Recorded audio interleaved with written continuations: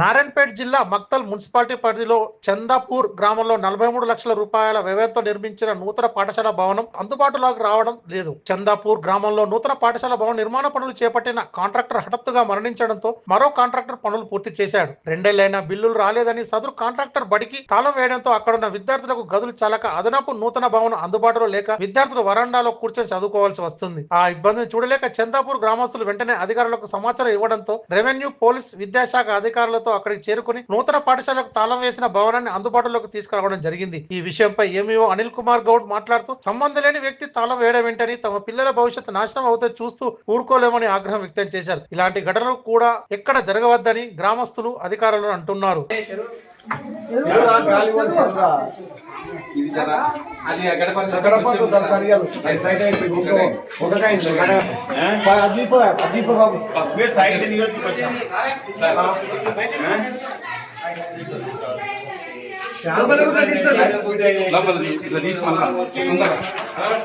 అన్ని మొత్తం video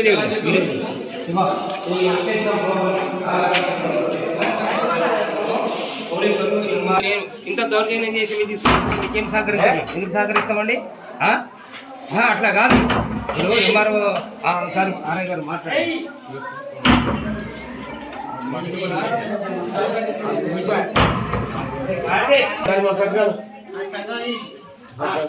video